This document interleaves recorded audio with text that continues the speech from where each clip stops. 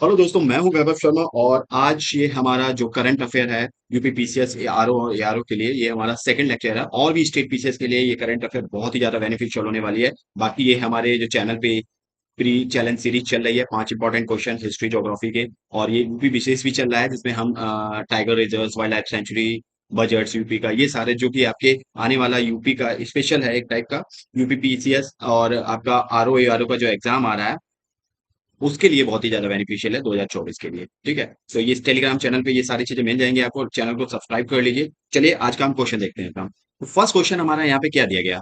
First question हमारा यहाँ बोल रहा है माउंट कैनलॉन। माउंट कैनलॉन के बारे में बताया, रिसेंटली ये न्यूज में था। तो ये पूछा है ये कहाँ पे है, किस कंट्री में है। माउंट कैलोंग की बात करें तो ये एक वोल्केनो था। ठीक है, और ये अभी रिसेंटली में इरप्ट हुई है। तो ये कहाँ पे है, मैक्सिको में, फिलीपींस में है, या इंडोनेशिया में, या चिली में। चलिए देखते हैं इसका आंसर। वीडियो को पॉज कीजिए, क्वेश्चन को अटेंड कीजिए। तो माउंट कैलोंग की बात करें तो माउंट कैलोंग आपको कहाँ पे देखने को मिलता है। माउंट कैलोंग है आपका सेंट्रल फिलीपींस में देखने को मिलता है। कहाँ पे, फिलीपींस में देखने को मिलता है। फिलीपींस क्या है, एक साउथ ईस्ट एशिया कंट्री है। कौन सी है, ये साउथ ईस्ट, वन सेकेंड, ये साउथ ईस्ट एशियन कंट्री है। अभी हम इसको मैप पे भी देखेंगे। माउंट कैलोंग, कैलोंग की बात करें तो ये एक स्ट्रेटो वॉल्केनोज है। स्ट्रेटो वॉल्केनोज क्या होती है, ये बहुत ही ज्यादा विस्कस होती है। विस्कस का मतलब यहाँ पे बहुत ही ज्यादा ये मोर विस्कस होती है। विस्कस का मतलब यहाँ पे है कि बहुत ही गाढ़ी होती है, विस्कस होती है। ठीक है, और ये इतनी गाढ़ी होती है कि इनसे जो लावा निकलता है अंदर से वो ज्यादा दूर तक ट्रेवल नहीं कर पाता। बहुत ही ज्यादा स्टिकी होता है, लावा चिपचिपा होता है। ठीक है, स्ट्रेटो वॉल्केनो। तो ये आपको आइलैंड एक है, फिलीपींस में एक आइलैंड देखने को मिलेगा नॉर्दर्न पार्ट में। ठीक है, नेग्रोज आइलैंड, वहां पे ये आपको जो माउंट कैलोंग वोल्केनो है वहां पे इरप्ट हुई है। ठीक है, तो ये पैसिफिक रिंग ऑफ फायर का एक पार्ट है। पैसिफिक रिंग ऑफ फायर एक वहां पे एक्टिविटी आपको, अर्थक्वेक की एक्टिविटी, भूकंप, जो सुनामीज हैं, ये सब सबसे ज्यादा देखने को मिलता है अर्थ पे। पैसिफिक रिंग ऑफ फायर में टेक्टोनिक प्लेट्स यहाँ पे मीट करती हैं दो। ठीक है, तो ये आपका जैसे जापान पूरा आपका क्या है, पैसिफिक रिंग ऑफ फायर में आता है। अब यहाँ पे क्या था, यहाँ पे कोल्ड लावा फ्लो हुई थी। कोल्ड लावा क्या होती है, माउंट कैलोंग से तो लहर थी एक टाइम, जैसे बहुत सारा हैजार्डियस फ्लो होता है। लावा जब इरप्ट होती है तो उसमें क्या निकलता है, बहुत सारा मटेरियल निकलता है अंदर से। ठीक है, तो हजारियस फ्लो था, वोल्केनिक मटेरियल था, डिब्रीज थी, वाटर था। ये सब क्या रैपिडली क्या कर रहा था, वोल्केनो जैसे आपके लैंडस्लाइड आते हैं ना, एकदम रैपिडली ऊपर का मलबा नीचे एकदम रैपिडली आता, वैसे ये सारी डिब्री क्या थी, ये जो वोल्केनिक मटेरियल डिब्रीज थी और ये वाटर के साथ सारा मटेरियल एक साथ नीचे आ रहा था। तो इसीलिए इसे कोल्ड लावा या लहर कहा गया है। ठीक है, तो अब हम मनीला की बात कर लेते हैं। ये मनीला आपका कहाँ पे देखने को मिलता है, मनीला की बात करें। मनीला क्या है, सॉरी, फिलीपींस की कैपिटल है मनीला। और ये कहाँ पे, नॉर्दर्न पार्ट में फिलीपींस में देखने को मिलती है। ये फिलीपींस का मैप रहा। ठीक है, इसके नीचे जाएंगे तो आपको सिलू सी मिलेगा, साउथ में आपको स्लेप सी मिलेगा, यहाँ पे आपको फिलीपींस सी मिलेगा। पैसिफिक ओशन में ये आपको देखने को मिलता है मनीला। देखो वर्ल्ड मैप पे देख लें, ये हमारा प्यारा भारत, प्यारा भारत के अब हम साउथ ईस्ट में चलेंगे तो साउथ ईस्ट में जाएंगे तो हमें यहाँ पे कंट्री देखने को मिलेगी कौन सी, हमें यहाँ पे कंट्री देखने को मिलती है फिलीपींस। ये है फिलीपींस। और फिलीपींस कहाँ पे पड़ती है, ये पैसिफिक ओशियन में देखने को मिलती है। ये पूरा का पूरा कौन सा है, पैसिफिक ओशियन है, जिसे प्रशांत महासागर कहते हैं। तो वहां पे देखने को मिलती है। इसके वेस्ट में आपको साउथ चाइना सी दिखेगा और ईस्ट में आपको फिलीपींस सी दिखेगा। ये सारे ही जो सी हैं छोटे छोटे, ये सारे ही सी किसका पार्ट है, पैसिफिक सी का पार्ट है। ठीक है, ओशियन का पार्ट है। ठीक है, तो ये रहा हमारा फिलीपींस, जिसकी कैपिटल क्या है, मनीला है। चलिए नेक्स्ट क्वेश्चन देखते हैं। नेक्स्ट क्वेश्चन यहाँ पे क्या है, इनमें से पूछा है कौन सी ऑर्गेनाइजेशन है जिसने रिसेंटली डेवलप किया है एक सॉफ्टवेयर जिसका नाम है प्रभा। ठीक है, और ये क्या है, ये कंप्यूटेशनल फ्लूइड डायनेमिक सॉफ्टवेयर है और इसका नाम प्रभा है। तो ये किसने किया है, कौन सी ऑर्गेनाइजेशन है, इसरो है, जाक्सा है, या यूरोपियन स्पेस एजेंसी है, या कैनेडियन स्पेस एजेंसी है। देखो इसरो कहाँ की है, इंडिया की है, ये तो पता है। जाक्सा जापान की है और ये यूरोप की है, मतलब ब्रिटेन की है। ठीक है, और ये कनाडा की है कनाडा। ठीक है, तो इनमें से कौन सी ऑर्गेनाइजेशन है जिसने क्या किया है, ये सॉफ्टवेयर डेवलप किया है। तो चलिए वीडियो को पॉज कीजिए, क्वेश्चन को अटेंड कीजिए, देखते हैं यहाँ पे हम इसके बारे में, प्रभा के बारे में। तो प्रभा एक, अगर थोड़ा लॉजिकल जाए तो प्रभा क्या है, एक आपको यहाँ नेमिंग से लग रहा होगा कि प्रभा एक मतलब आपका इंडियन नाम सा है। तो यहाँ पे इसरो ने क्या किया है, एक सॉफ्टवेयर डेवलप किया है। और जो कौन सा software, computational fluid dynamic software है, जिसका नाम क्या है, प्रभा। प्रभा की अगर फुल फॉर्म देखें तो parallel RANS solver for aerospace vehicle aero thermodynamic analysis, ये इसका नाम है। ठीक है, तो यहाँ पे सबसे पहले हम देख लेते हैं कंप्यूटेशनल फ्लूइड डायनेमिक सॉफ्टवेयर होता क्या है। कंप्यूटेशनल फ्लूइड डायनेमिक सॉफ्टवेयर एक पावरफुल टूल है। इसमें क्या करते हैं, हम स्टडी करते हैं, प्रिडिक्ट करते हैं जो भी फ्लूइड फ्लो पैटर्न होता है, कोई भी फ्लूइड, ये इसका यूज हम स्पेस में भी करते हैं, इसका यूज मेडिसिन में भी करते हैं, मेडिकल लाइन में भी करते हैं, बहुत सारी चीजों में इसका यूज करते हैं सॉफ्टवेयर का। तो देखो जो भी फ्लूइड फ्लूइड मतलब लिक्विड, जो भी लिक्विड का पैटर्न फ्लो हो रहा है, मतलब ये सोचो ये लिक्विड का पैटर्न फ्लो हो रहा है कुछ, ठीक है, ये अब इस लिक्विड के पैटर्न को क्या करता है, ये सॉफ्टवेयर क्या करता है, एक इन वेरियस एप्लीकेशंस में ये सॉफ्टवेयर क्या करता है, इसको चेंज कर देता है किसमें, एक न्यूमेरिकल एल्गोरिदम में, न्यूमेरिकल एल्गोरिदम में, न्यूमेरिकल एल्गो में चेंज कर देता है। और जिससे क्या होता है, तो हम इसका एक डेटाबेस बना देता है, इसका क्या बना देता है, एक डाटा क्रिएट कर देता है, ठीक है, इस पैटर्न का, लिक्विड फ्लो पैटर्न का। तो ये डाटा को हम इजिली क्या करते हैं, समझ लेते हैं, ठीक है, इजिली समझा जा सकता है इस डाटा को। तो इससे क्या होता है, ये कंप्यूटर्स की क्या करता है, पावर को इंक्रीज कर देता है, ठीक है। तो वही इसरो ने क्या किया, इसरो ने इस प्रभास सॉफ्टवेयर को बनाया, ये कंप्यूटेशनल फ्लूइड सॉफ्टवेयर जो डायनेमिक सॉफ्टवेयर, इसको डेवलप किया है किसके लिए, कि जब भी वो क्या करता है, एयर फ्लो अराउंड जो भी स्पेस, जो एरो स्पेस व्हीकल होते हैं जैसे एसएलवी जीएसएलवी, जिससे सैटेलाइट भेजी जाती है स्पेस में, ठीक है, तो वो जो एरो स्पेस व्हीकल होते हैं, तो क्या करता है, कैलकुलेट करता है ये रिजल्टिंग कितना उन एरोस्पेस व्हीकल, जैसे ये व्हीकल है, अब इस पे कितना फोर्स लग रहा है व्हीकल पे, हीट कितनी, हीट इस पे इफेक्ट डाल रही है, ठीक है, जैसे जैसे ऊपर जा रहा है हीट कितनी, जैसे जब कोई री इंट्रोड्यूस अर्थ पे होता है, वापस सैटेलाइट वापस आता है स्पेसक्राफ्ट, तो क्या होता है कि फ्रैक्शन क्रिएट होता है, तो एक प्लाज्मा सा बन जाता है, ठीक है, तो वो सारी हीट क्या है, कितना हीट इफेक्ट कर रहा है यहाँ पे, ठीक है, ये सारी चीजें क्या जरूरी होती हैं। अब ये सारा डेटा होगा तो उस हिसाब से क्या करेंगे, डिजाइन करेंगे safe structure and thermal protection, जो भी सीट है जिससे थर्मल मतलब टेम्परेचर को, अंदर का टेम्परेचर प्रोटेक्ट किया जा सके, ठीक है, तो डेवलप किया जाता है। तो यहाँ पे क्या है, इसका यूज अभी इसरो ने किस पे किया था, अभी गगनयान जो प्रोग्राम है उस पर यूज किया था, ठीक है, तो जानने के लिए। तो ये किसका प्रोग्राम था, ये नासा का था, इसरो का था, सॉरी, ये इसरो का था प्रभास सॉफ्टवेयर, ये कंप्यूटेशनल फ्लूइड डायनेमिक सॉफ्टवेयर, ये बहुत ही ज्यादा इंपॉर्टेंट क्वेश्चन है, ठीक है, पूछा जा सकता है आपसे। नेक्स्ट क्वेश्चन, अगले क्वेश्चन में पूछा रिसेंटली कौन सा स्टेट है जिसने इंट्रोड्यूस किया, क्या इंट्रोड्यूस किया, एक आर्टिफिशियल इंटेलिजेंस लर्निंग, एक टेक्स्ट बुक है, आईसीटी टेक्स्ट बुक है, 7th क्लास की।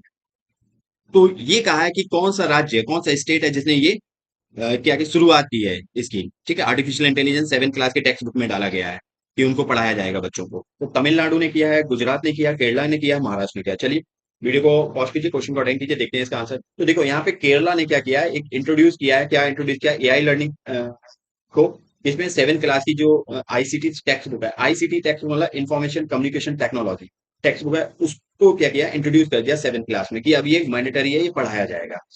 इससे होगा क्या, जो स्टूडेंट है, लगभग 4 लाख स्टूडेंट है, वो क्या है, आर्टिफिशियल इंटेलिजेंस के बारे में जानेंगे, जो आपकी कृत्रिम, आर्टिफिशियल इंटेलिजेंस मतलब कृत्रिम तकनीकी है, उसके बारे में जाने, ठीक है, उसके बारे में जाएंगे। तो इसका एम क्या है, इसका उद्देश्य यही है कि जो टेक्नोलॉजिकल एजुकेशन है, जो तकनीकी शिक्षा है, उसको बढ़ावा देना, एनहेंस करना, और जो यंग एज पे ही एआई कॉन्सेप्ट के साथ स्टूडेंट फैमिलियर हो जाएगा, ठीक है, तो ये इसका मेन मोटिव है। तो ये किसने किया, ये केरला ने किया, ठीक है, सी ऑप्शन इज करेक्ट। चलिए, तो ये जितनी भी करंट अफेयर हैं, ये बहुत ही चुन चुन के ला रहा हूं, क्योंकि ये आपके आरओ या इस टाइप की बहुत ही करंट अफेयर पूछी जाती है आपके स्टेट पीसीएस एग्जाम्स में।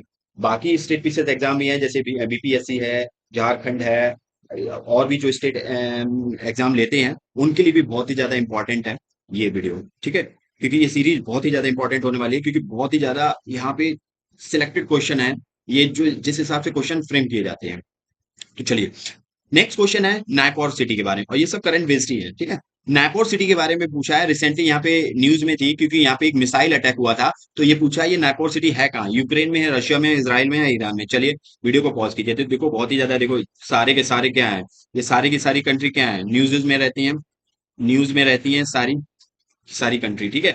चलिए देखते हैं नागपुर के बारे में। तो नागपुर क्या है, यहाँ पे ये यूक्रेन की 4th लार्जेस्ट सिटी है, चौथी सबसे बड़ी सिटी है, और यहाँ पे क्या किया था, रशिया ने मिसाइल अटैक कर दिया था, जहाँ पे 7 पीपल इंजर्ड हुए, जिसमें 2 बच्चे भी थे, और यहाँ पे जितना भी इंफ्रास्ट्रक्चर था सब पूरा का पूरा डैमेज कर दिया रशिया ने, गिरा दिया।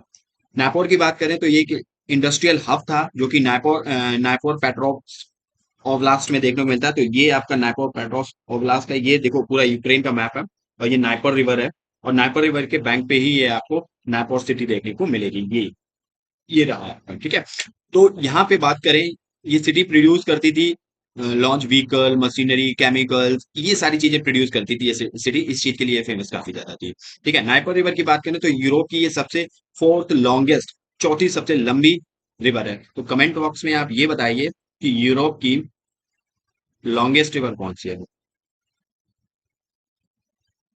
Longest river of Europe. ठीक है, तो अब थोड़ा यूक्रेन के बारे में जान लें। इसकी कैपिटल क्या है, कीव है। इससे कौन कौन सी कंट्री इससे boundary share, land boundary share करती है, तो देखो मोल्डोवा है, रोमानिया है, हंगरी है, स्लोवाकिया है, पोलैंड है, बेलारूस है और रशिया है। ये इतनी कंट्री इससे बॉन्डी, लैंड बॉन्डी शेयर करती है। वाटर बॉडी कौन कौन सी इससे शेयर करती है अपनी कोस्टल लाइन, तो ब्लैक सी है, और ये वाला जो सी है इसको कहते हैं sea of Azov, sea of Azov. Sea of Azov वो ब्लैक सी को कनेक्ट करने वाला एक नैरो पासेज है। इस पासेज का नाम है कर्च स्ट्रेट, कर्च स्ट्रेट, स्ट्रेट, कर्च जल संधि बोलते हैं। तो इस टाइप से क्वेश्चन आ जाता है मैपिंग में कि एजॉप सी और ब्लैक सी को कनेक्ट करने वाला जो नैरो पास है उसको, उस स्टेट को क्या बोलते हैं, कर्च स्टेट या कर्च जल संधि बोलते हैं। ठीक है, तो ये आपका ब्लैक सी है, और यहाँ पे देखो ओडिशा है, खेरसोन है, ये आपकी कोस्टल सिटी है यूक्रेन की। ठीक है, मरीपुल है, ठीक है, जैप्रोजिया है, यहाँ पे न्यूक्लियर पावर प्लांट का था। ठीक है, ये बहुत ही ज्यादा इंपॉर्टेंट है, तो इसकी इंपॉर्टेंट सिटी ये देखो, नाइपर रिवर के बैंक पे ही आपको कीप सिटी देखने को मिलेगी। ठीक है, तो ये सारी, चेरनोबिल, ये बहुत ही ज्यादा इंपॉर्टेंट है आपका। ये सिटी है इसकी, ये कहाँ की सिटी है, ये आपकी सारी की सारी यूक्रेन में पाई जाती है। तो चलिए, उम्मीद करता हूँ ये चीज समझ में आएगी। तो इसका आंसर क्या होगा, इसका आंसर ये ऑप्शन होगा, यूक्रेन। चलिए नेक्स्ट, लास्ट क्वेश्चन है। वर्ल्ड वेल्थ रिपोर्ट 2024 रिलीज हुई है, और बताया गया है ये रिपोर्ट किसने, सबसे पहले तो आपको बताना है ये रिपोर्ट रिलीज कौन सा ऑर्गेनाइजेशन करता है। तो यही सबसे ज्यादा इंपॉर्टेंट हमारे लिए, ऑर्गेनाइजेशन। ठीक है, कि वर्ल्ड वेल्थ रिपोर्ट, इस टाइप की रिपोर्ट्स बहुत पूछ लेता है। तो वर्ल्ड वेल्थ रिपोर्ट 2024 ये कौन रिलीज करता है, बताना है कौन सा संगठन है। इंटरनेशनल मॉनेटरी फंड है, कैप जेमिनी रिसर्च इंस्टीट्यूट है, या वर्ल्ड बैंक है, या आपका इंटरनेशनल लेबर ऑर्गेनाइजेशन, मतलब अंतरराष्ट्रीय श्रम संगठन है आपका। चलिए वीडियो को पॉज कीजिए, क्वेश्चन को अटेंड करने की कोशिश कीजिए। तो यहाँ पे कैप जेमिनी रिसर्च इंस्टीट्यूट की बात करें तो ये क्या है, ये वर्ल्ड वेल्थ रिपोर्ट 2024 इसने रिलीज की। मतलब जितनी भी रिपोर्ट है वर्ल्ड वेल्थ रिपोर्ट, ये एनुअली रिपोर्ट होती है वर्ल्ड वेल्थ रिपोर्ट। ठीक है, जो वर्ल्ड वेल्थ रिपोर्ट कैसी है, ये एनुअली है, हर साल ये रिलीज होती है। और ये कौन रिलीज करता है, ये cap Gemini research institute release करता है। तो इसमें क्या देखा जाता है, इसमें देखा जाता है high net worth individual, HNWIs देखा जाता है। तो HNWIs होता क्या है, HNWIs मतलब हाई नेट वर्थ इंडिविजुअल्स की बात करें तो हाई वर्थ नेट इंडिविजुअल्स में वह पर्सन होता है, इंडिविजुअल्स मतलब व्यक्तिगत, तो वह पर्सन होता है जिसके पास आमतौर पर कम से कम कितना, 1 मिलियन डॉलर, 1 मिलियन डॉलर की लिक्विड, लिक्विड फाइनेंशियल एसेट्स होते हैं, कह सकते हैं तरल वित्तीय संपत्ति होती है जिसके पास कम से कम 1 मिलियन डॉलर की। ठीक है, तो उसको रखा जाता है इस कैटेगरी में, हाई नेट वर्थ इंडिविजुअल की कैटेगरी में रखा जाता है। ठीक है, तो अगर हम लिक्विड फाइनेंशियल एसेट्स की बात करें तो क्या होते हैं, लिक्विड फाइनेंशियल एसेट्स वे एसेट्स होते हैं जिनको इजिली क्या है, जिनको इजिली आप कन्वर्ट कर सकते हो, कन्वर्ट कर सकते हो किसमें, कन्वर्टेड हो सकते हैं इनटू कैश में, कैश में इजीली कन्वर्ट कर सकते हो, तो इसको क्या बोलते हैं, लिक्विड फाइनेंशियल एसेट्स बोलते हैं। तो कम से कम 1 मिलियन डॉलर होना चाहिए, तो वह पर्सन हाई नेटवर्थ इंडिविजुअल्स की कैटेगरी में आ जाता है। अब इंडिया में बात करें तो इंडियन स्टॉक मार्केट में जो इन्वेस्टर्स की कैटेगरी में आते हैं ये सारे लोग। ठीक है, इंडिया के कॉन्टेक्स्ट में बात करें तो हाई नेटवर्थ इंडिविजुअल्स हैं, ये किसकी कैटेगरी में आते हैं, ये इंडियन जो स्टॉक मार्केट है उसकी कैटेगरी में आते हैं। कम से कम 5 करोड़ से ज्यादा नेटवर्थ वाले इंडिविजुअल्स इन्वेस्टर्स को इंडिया में इस कैटेगरी में रखा जाता है, हाई नेट वर्थ इंडिविजुअल्स की कैटेगरी में रखा जाता है।